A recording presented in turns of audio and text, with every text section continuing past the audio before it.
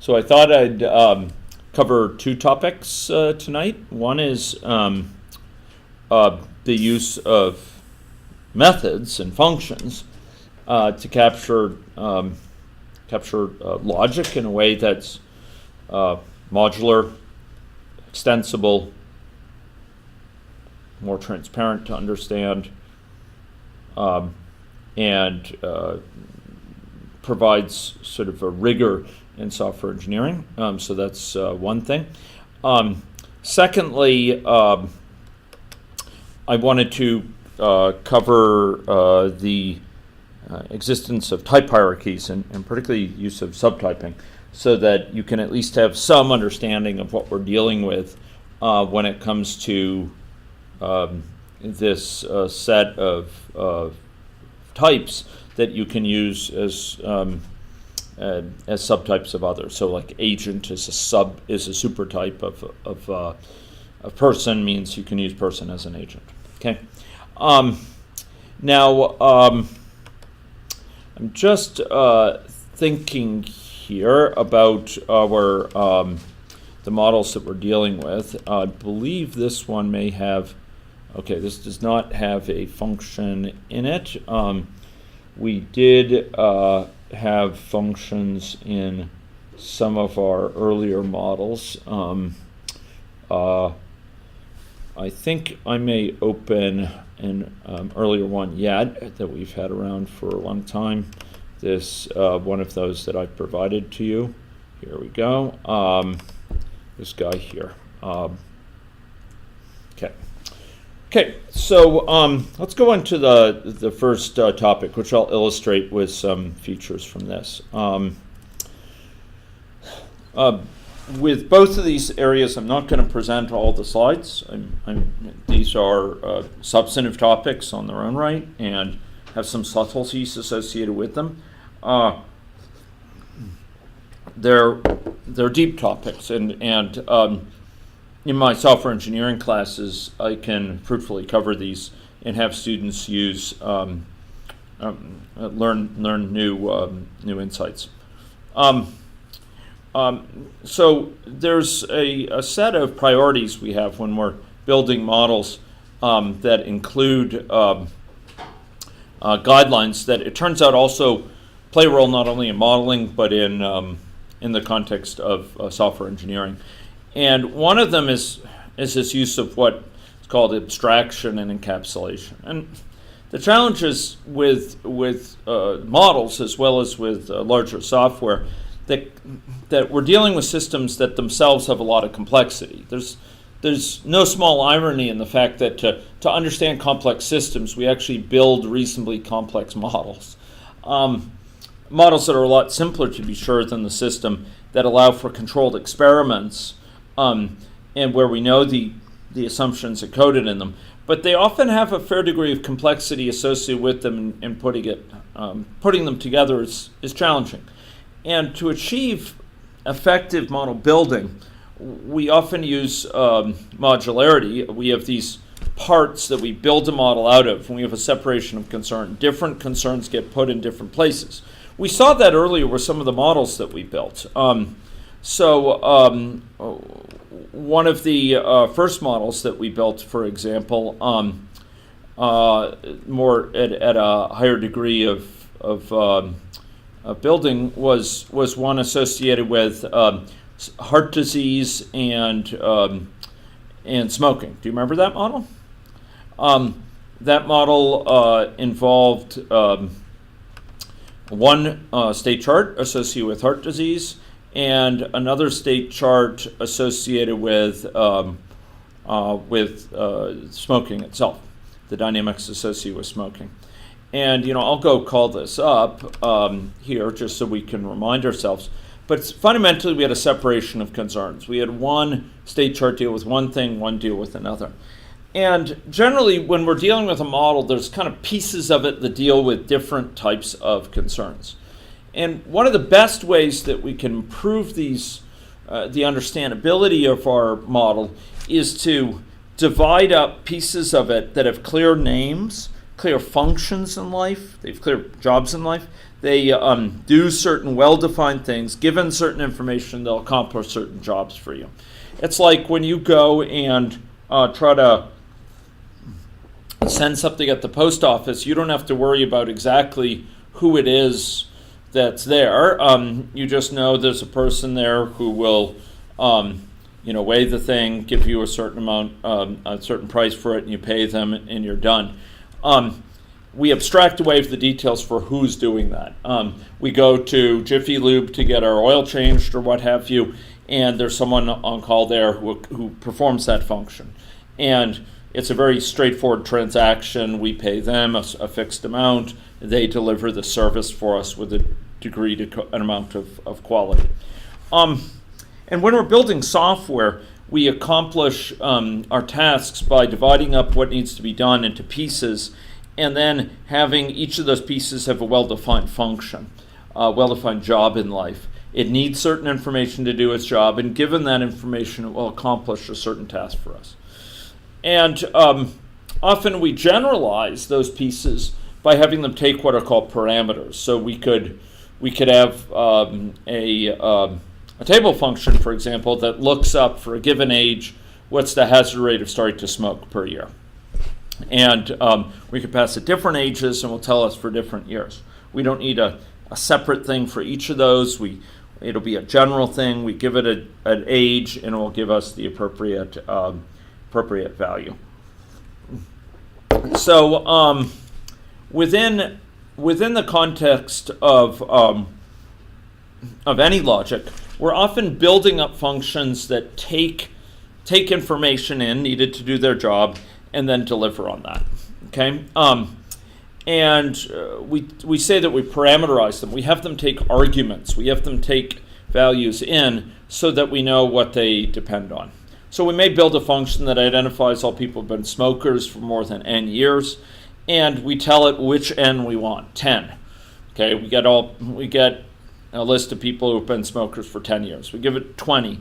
We get a list of people who have been smokers for 20 years. We can reuse it different contexts to accomplish this. We may be able to reuse it, therefore, from many places of our program. And there's just one place its logic is located, and we don't have to look at that logic unless we want to. Otherwise, we just call it. We know it's going to do its job. We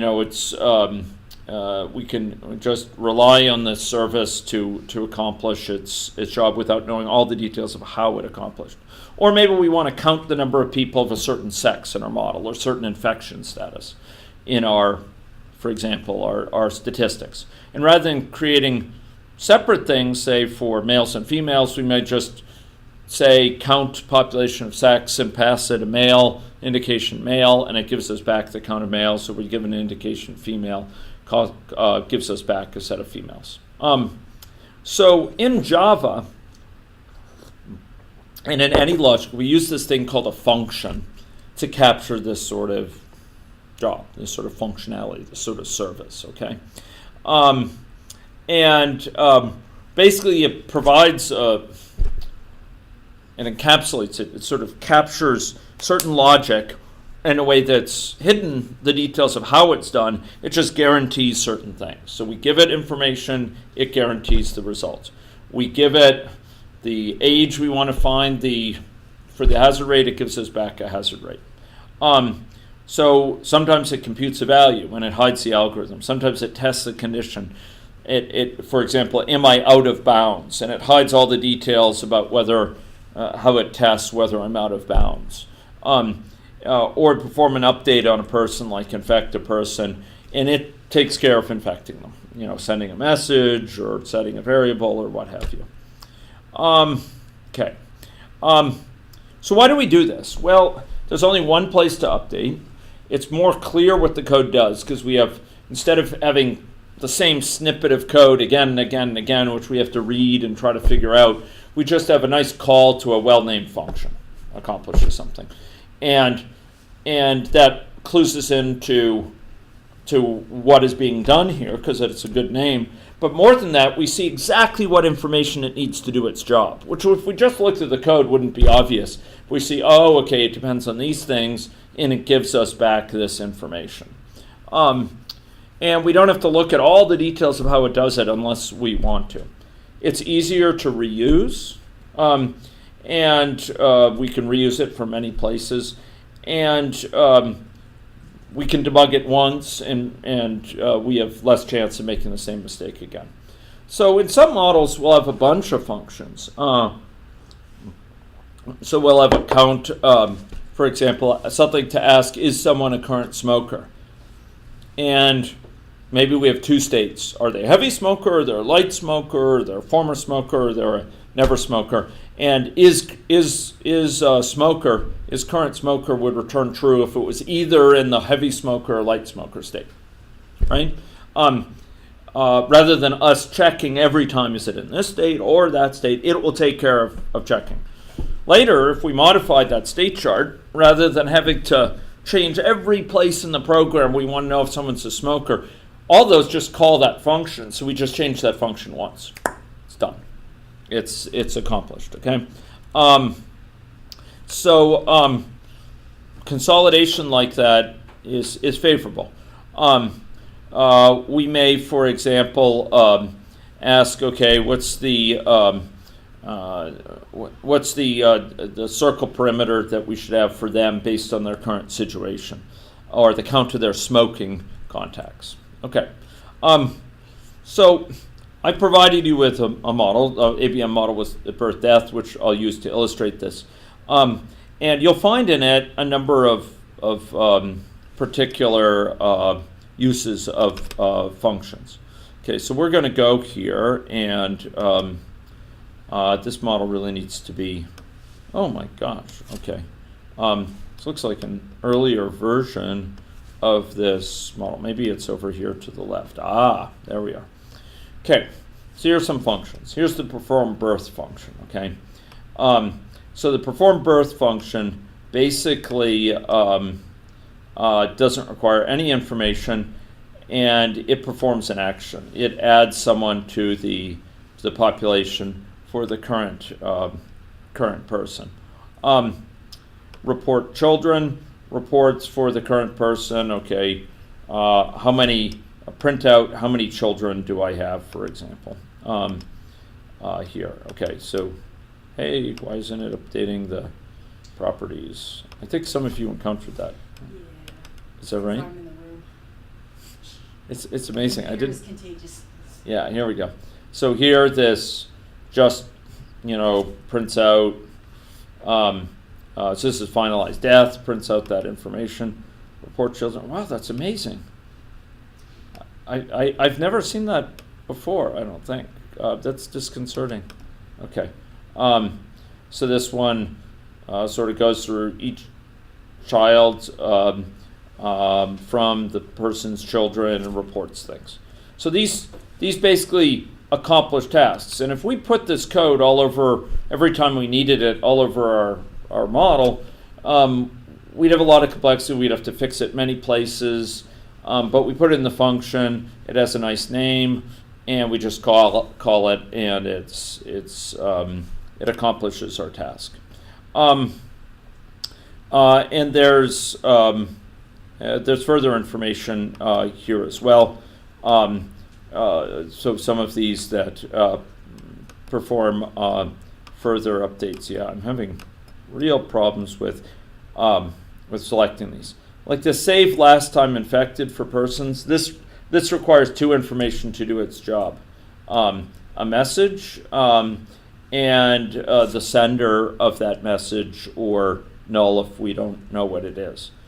So we can define functions. Functions take arguments. These are things they need to do their job. And then they have a body of code that they use to execute, to perform their information. Okay. What's called a function in AnyLogic is classically called a method in object-oriented programming, because it's a function that works for a particular instance of a class. In this case, it's an instance of person that these are in. And they know about the characteristics of that person. For example, they know who the mother is. Okay, so let's undo that, and let's do that. Here we go. They know who the mother is. They know the mother is this, And by virtue of that, they take advantage of this information about the mother in order to, gosh, wow, unbelievable. Let's see if we minimize it and then maximize it again here. Do we? Mine, if I stop AnyLogic and start it again, sometimes it behaves for a while, but just. So you leave AnyLogic. Just leave AnyLogic and start again. I'm not promising it works most of the time, 9 times out of 10. Yeah. Okay. Okay. We'll try that. It's probably the least bad of the options. It just makes you crazy. Yeah. Okay. So let's just call that up. That won't take too long to do. Okay. Here we go. So methods are functions you call in an object. I mean, they're associated with some object. Your perform birth was associated with a certain object, namely the mother, the person. That's the mother. And methods can do a number of things. They can compute values or perform actions. It consists of 2 pieces, a header that says what things it expects to be given to it, and a body that indicates sort of how it accomplishes it. And the key thing is we don't have to look at the body unless we want to. We normally just call it, okay? And method bodies consist of variable declarations and statements. And these statements are the commands. We already saw that, right? The arguments, or also called parameters, and there's a slight distinction between formal parameters and arguments, they're used to pass it the information it needs to do its job, okay? These parameters are only available inside of it, and once it completes its job, those parameters will be gone, okay? So here we are. Hopefully we'll have better luck this time. Here we go. Come on. And we'll put it over here. Right. Perform birth. Okay. Excellent. So it knows who it is. It knows it's being called on someone because this sets it to this, which indicates the current object. And when something calls one of these methods that requires parameters, they get temporarily placed in a place they can be obtained. And then when the function is done, those get eliminated. And that thing is called a call stack. Okay. And you can assign to the value of a parameter that's passed into it, but it won't change anything in Java. So let's suppose you call my method with 2.0. Assigning this inside of the body to 5 won't do anything to the value outside or anything like that. It's sort of purely something that you access within the parameter. Okay. Often, within the body of the method, the function. Often these methods call each other, so one will call other. So for example, perform birth will call establish offspring connections based on mother connections. So it'll delegate that task to it. And when we write perform birth, we'll just assume, okay, somebody else will write this other one, or we'll write it later. And we sort of do that, and then we'll go and write that other one, which will accomplish that task. And that's how we divide up work. So maybe this calls this method, that method executes, and then we come back to perform birth. Now, what happens is, and I don't want to dwell on this, but occasionally you see it's an issue. When this performs this call, it needs to remember the information from this and know about the information from this. So it uses something called a stack. It stacks up the information, sort of like, I'm going to stack these things up, something like that. So eventually, once this comes off, I can get back to my cup. Once that comes up, I can get back to my tablet. And we call that the call stack. And you'll sometimes encounter this. When debugging, yes, but especially with occasional error message when something really bad goes wrong.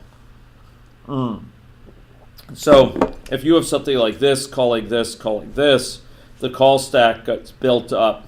Here's perform birth. It calls off to, I guess an exception happened. I see. It was just later in it. Okay, fine. this calls this. So what will happen is, and I need to make this full screen, and I need to make it presentation. This calls this, and then this information gets on. All this information within perform birth, like who its mother is, we'll go back to perform birth here. Perform birth has within it a reference to mother. That's a variable that's accessible. And anywhere in this code, I can refer to mother and get that. Anywhere in the code, I can refer to offspring. So these live there. And when I call off to establish offspring connection based on mother's connections, when I call off to that and tell it about offspring and mother, then now I'm in this context where I have different variables. They happen to be named the same thing, but they're different variables here. And it can operate, and then it calls to connect to, which runs. And when connect to is done, it goes back to this. And when this is done, it goes back to that. What goes on here doesn't interfere with what goes on there. It doesn't change any of these variables directly. Now, this points to the same thing as offspring here, so it could change this, but it can't change directly what's going on here in Java, unlike other languages. Okay, so we could have something like this. My method, whose job in life is assigned to an A. Here we have a thing called A. We assign it to 2.0, we call it. And A is still 2.0 because this is a different A. This is an A that's only visible inside of that. Okay? In other words, if I call a method, it doesn't matter. I don't have to worry that it's going to destroy what I have something just because it uses a variable of the same name. This, when we have this one call this one, even if the one it calls uses another variable called offspring, it won't affect this one. It's a separate thing, just as much as you could have two John Smiths in town and one doesn't affect the other. And this is called the call stack. And I don't want to dwell on this, but especially because I want to cover more material here.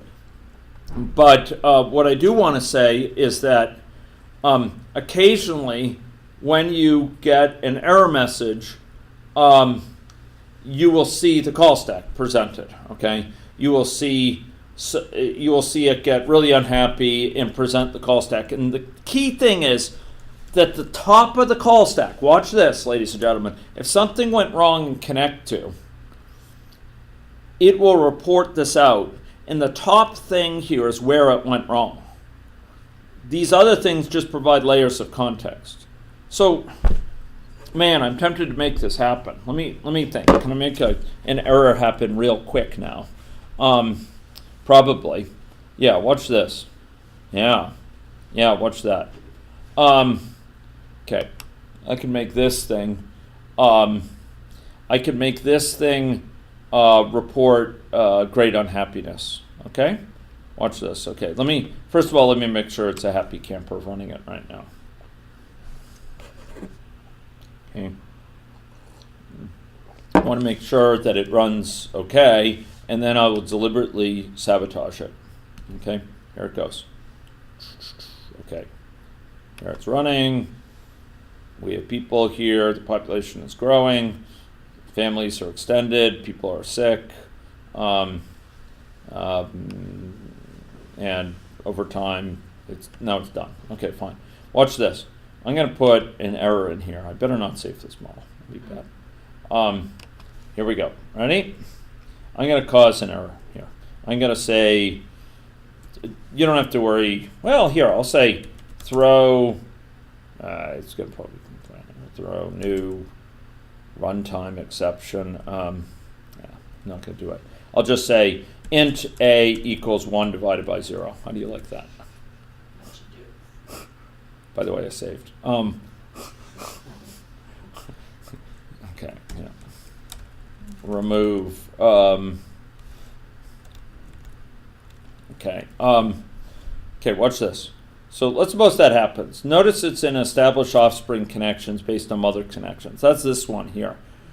So what you're going to see is the thing that calls that is also reported. but the top thing should be this guy here. Okay, so watch this. I'm going to cause this error. Boom. I could have assigned something to null. That would be another way to do it. But 1 divided by 0 happens to be one of the easiest ways. Okay, see that? See, it's unhappy. So something is divided by 0. Let's go see what accompanies that. Ah, the fox has shown its tail. Here we go. Okay, this is the call stack, ladies and gentlemen. Ladies and gentlemen, welcome to the call stack. So, I'll get my head out of the way. Okay, so this is presenting from the outermost context to the innermost what's going on. The innermost is this top one. And basically by reading this, you can read what happened, or where it happened. It's an established offspring connection based on mother's connection. That was called by perform birth.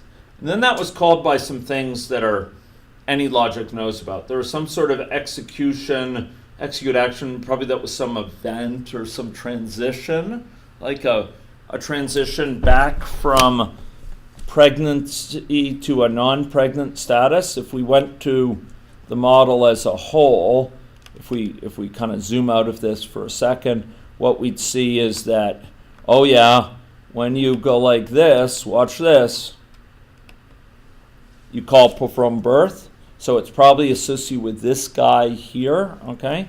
Let me go back to the console here. Boom. So that's probably execute action. That's probably the transition, and that was in a timeout transition. So you can kind of read that. It's a timeout transition. It was in the execute action of that, and then there's some other internal things that have to do with AnyLogic's context. It's calling your code from some sophisticated stuff.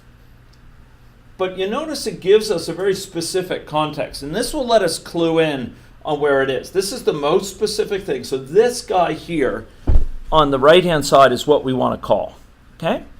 This is the thing we want to call. I'm going to click on it.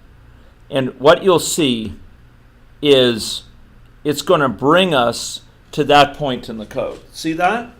That's where the offending thing is, right there. Because it's in the innermost place of the call stack. It's the thing that got, A called B, and B called C, and C called D, and D called E, and now E called F. And during the execution of F, this happened. I'm using those just as placeholder names, of course. But this happened there. And we got to that place because we knew to click on that topmost thing in the call stack, okay? So that's our query. That's the thing we want to zero in on. Why did it go wrong? Now, in this case, it's particularly transparent. It's obvious that something's wrong right there. Often, though, what happens is you're dealing with something where this is where the failure occurred. This is where it manifested, but it actually got caused somewhere earlier, maybe a few lines up or something. For example, maybe you have a reference to what's called a null reference, and you try to say, this non-existent person, print out their name, or perform birth or something, and they don't exist. They're null. It's a reference to null. And so it'll die here, but the fact that it is a reference to null is because something happened up here that went wrong. So this is where the failure occurred. It doesn't necessarily mean where the fault, the real origin of the fault is. After all, maybe the thing that called this passed this or gave it information that was bum information, it was bad information, it was a null reference or something like that. In which case, going back and finding the fault takes some effort, and that's called debugging. Okay? It's called debugging. But this is where the failure is. And being able to see where the failure is often starts to build hypotheses for where the fault is. So this ability to not be scared by this and to realize that the most specific information is at the top here, is this one, and to click on it to see where we are is helpful. Sometimes you don't recognize the code around you. So like what's this static thing here. There may be certain aspects of it you don't fully recognize, but often you recognize, oh yeah, that's something where I saw it. Now, if you want to know, notice that this is in a thing called person.java. That's part of that generated code that AnyLogic automatically generates. You may remember from our first discussion, AnyLogic auto-generates code from a model that has these kind of nice state charts and so on. It automatically generates code. Remember this? It auto-generates code. From the model, it produces Java code, which produces then what's called bytecode, which can be executed. And what we're looking at here is this Java code. We're looking at the Java code that got generated.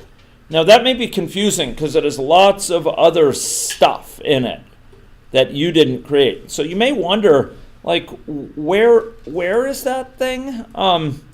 Where is this thing from my code? Where did that come from? Now, in this case, if you poke around a little bit, you'll actually recognize, oh, it's in established offspring connections based on mother's connections. But in general, you might not be able to recognize it. Sometimes it pastes in code, something fierce, like small bits of code. If you go look through the Java here, occasionally you'll recognize little bits of your code from transitions and stuff like that.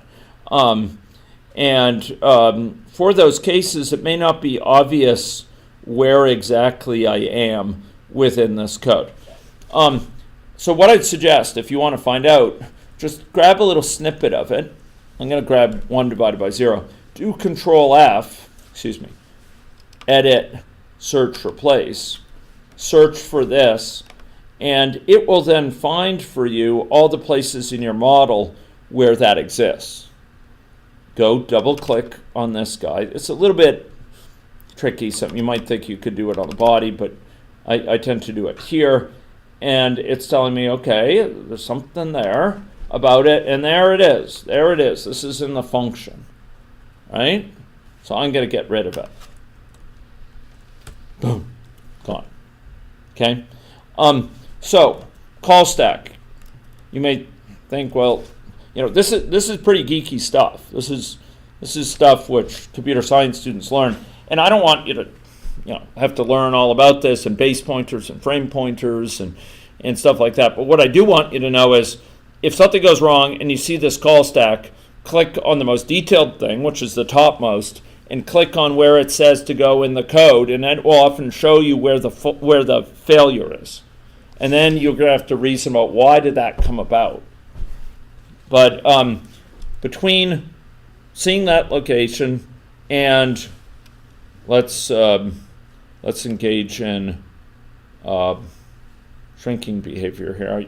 I no longer want to be full screen. Here. Between that and the so-called exception name, it's an arithmetic exception, and the description divide by 0, it will often give you a pretty good clue. What's a further clue as to what's going on. And if you can't figure it out directly, if you sent this to your friendly computer scientist, they could tell you quite possibly something more about what's going on, or they could help you zero in. So call stack gives the context, successively outer layers of context. The innermost one is the one you want. Click on this reference to the Java. It will show you the source of the failure. Okay? Functions, ladies and gentlemen, are your friends. Functions make code more readable. They help people make it almost self-documenting by having good names. They make it more modular so that you have different concerns captured in different places. They make it easier to reason about. They make the dependencies clear. They make it easier to extend by different people. They provide one place things can be fixed. They allow for avoiding duplication of errors by having code for certain things concentrated in one place rather than scattered throughout. They make it less likely you'll forget to fix errors at multiple places by having them all be fixed at a single place. They help you deal with many particular situations at one place by passing parameters. In short, ladies and gentlemen, functions are your friends, and use them early and use them often. They'll add to the strength of your model. Okay, so that was in response to a question: what are these function things? Does that help answer that question? Functions are your friends. Okay, so I'm going to finish recording that.